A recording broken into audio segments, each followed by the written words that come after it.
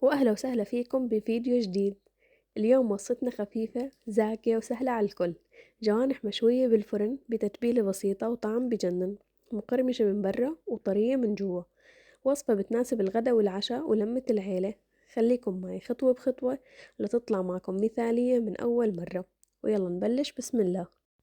بالبداية مثل مو شايفين مجهزة كل المكونات حوالي، ورح نبلش مع بعض نجهز التتبيلة.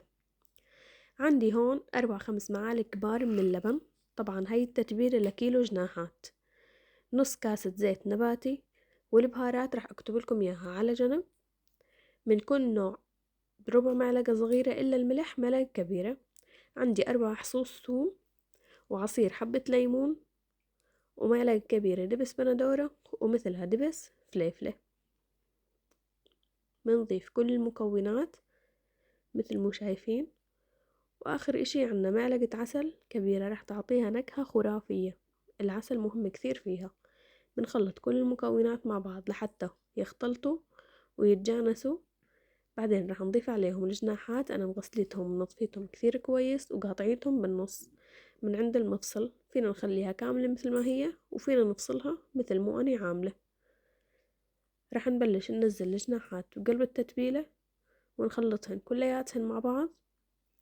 فينا نعملها قبل ب3-4 ساعات، وفينا ننقعها ليلة كاملة بالبراد بتطلع أذكى وأطيب. هون كانت جاهزة، حطيتها بالبراد ليلة كاملة، وثاني يوم رح نشتغل فيها ونجهزها لشوي الفرن. هون ما شاء الله شوفوا شلون الجناحات اتنغنغت وصارت ريحتها التتبيلة وتعشقت فيها من جوا لجوا. شوفوا لي ما شاء الله، لو الريحة بتوصل ريحتها بتفتح النفس. رح نبلش نصف الجناحات بأي شكل نحن بدنا اياه. رح صفهم بهاي الطريقة. احط قطعة الجناح الفوقانية لحال والتحتانية لحال مثل ما شايفين ما شاء الله. مجرد انه بس منشيلهم من التتبيلة ومنحطهم، نحاول يعني انه ما نطلع معهم تتبيلة كثير، والتتبيلة بالاخير كمان ما راح نحطها عليهم.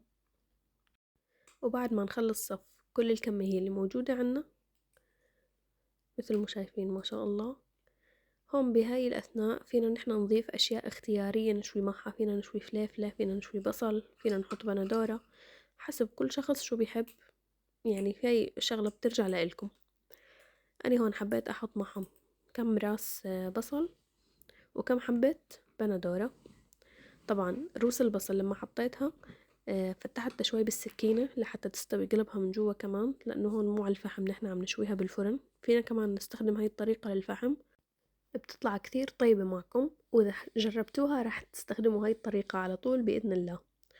هون بعد ما ثقبت روس البصل مثل ما حكيت لكم بالسكينة بس جرحتها من الطرفين، رح ارجع اضيف كمان حبات البندورة الصغيرة، او فينا كمان بندورة كبيرة نقطعها قطعتين 3 ونشويها معهم بالفرن.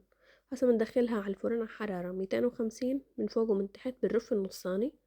بتاخد تقريبا وقت 3 ساعة. وهون بعد ما طلعت شوفولي هالتأميرة وهالتحميرة، جنبيها كريم ثوم أو سلطة البيواز، وهون بنكون حصلنا على أشهى وألذ جناحات راح تذوقوها بحياتكم.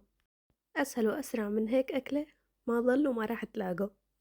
بتمنى تجربوها بهاي الطريقة وتكتبوا لي رأيكم بالكومنتات.